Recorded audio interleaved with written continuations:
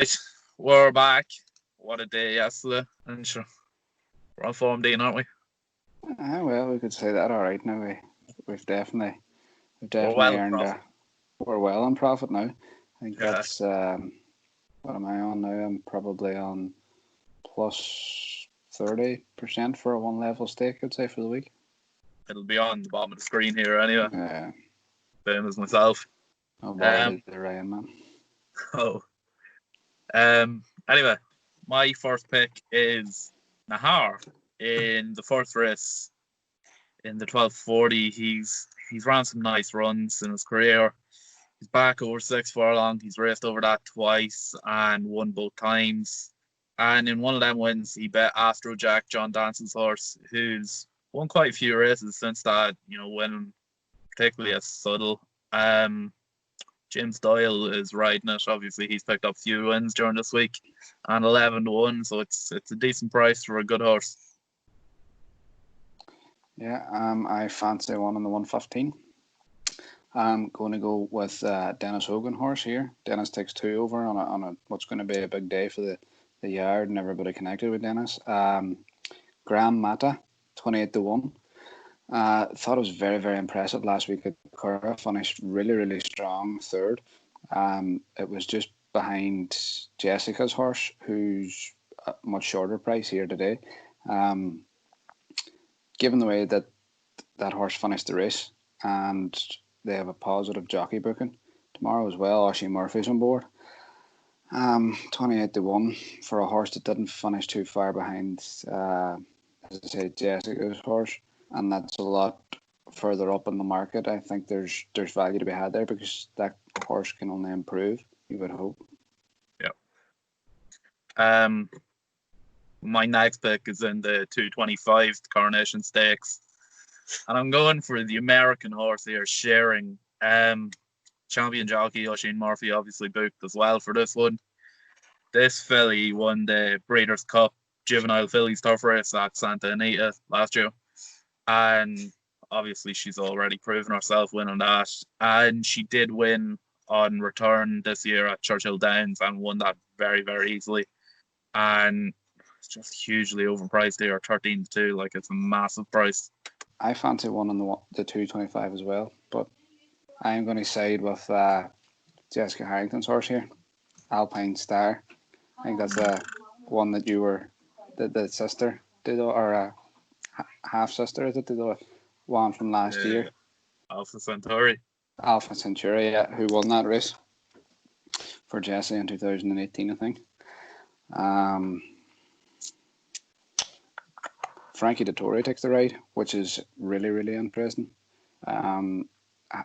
Considering that this horse was pulled out of the Irish 1,000 guineas last week. So,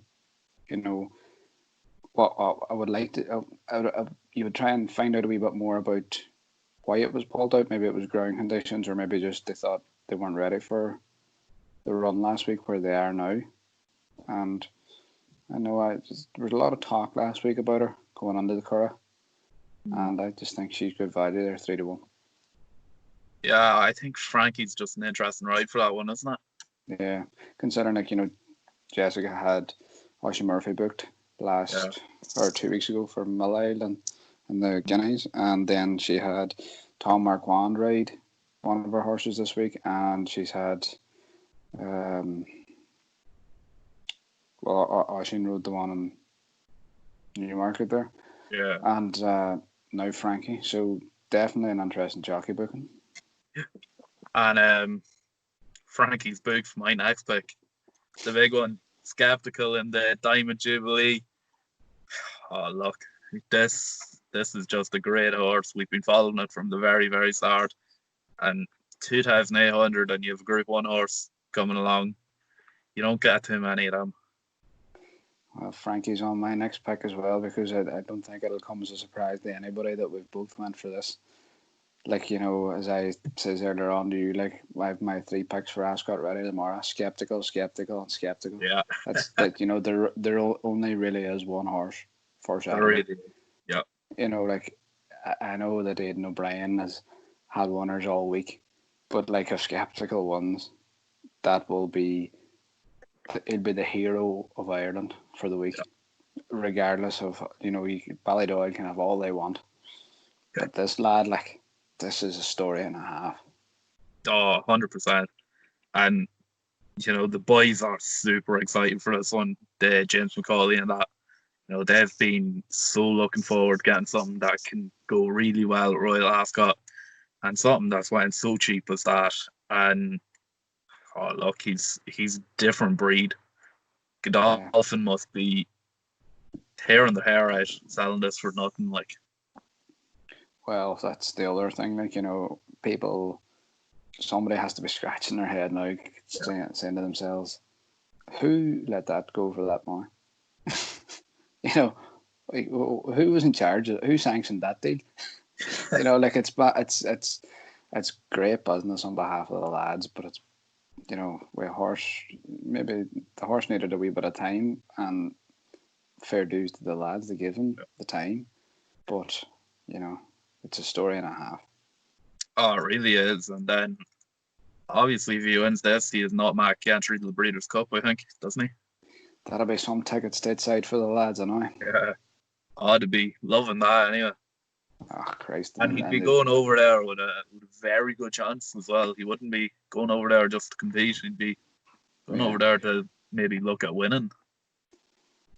Touch wood now, he arrives in good form over there, because, as you said, like, he would have a great chance of winning if he went there, And obviously, he's one that I've been up close to, obviously, with lads being at Dundalk. I've got to see him, and he's a striking animal. He really is. And I really hope he does the business for the lads tomorrow. I don't think there's a racing fan in the whole country that would begrudge the lads a win tomorrow. Yeah. I don't think, and I don't think anybody in Ireland, like even the likes of Aidan or anybody, would begrudge them a win tomorrow, like, because it's a fantastic achievement. One, for them to get there. Two, for the amount of money they paid for the horse, and it's really the flag bearer, the stable star. Yeah, it's fantastic. And like Dennis Hogan said himself, like, this is the best horse he's ever had. Like, yeah, and the one thing about it is, like, he probably will only get better. Oh yeah, 100%. Like, he will probably only get better. He's a 4-year-old, like, but he's 4-year-old gelding, so he has another 3 good years of anyway, including this year, I suppose.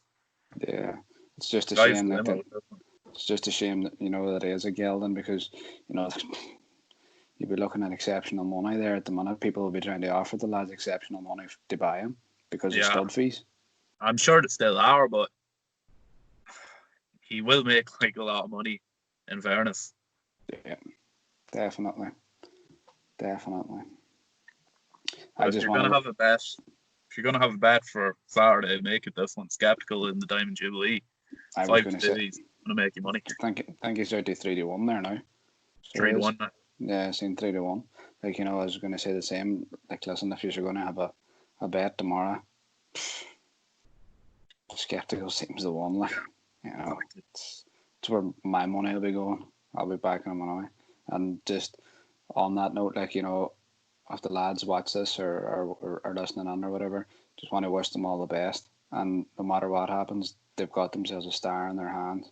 And hopefully Frankie does the business for them. And everybody up and down Ireland will be rooting for him tomorrow, so I know they'll be very nervous, but take it in your stride and enjoy the celebrations, hopefully tomorrow night then. Yeah, that wraps up all the tips for Ascot, really, isn't it? That's the last day. Yeah, so that's the last day. Successful week. Very good week. Very good week.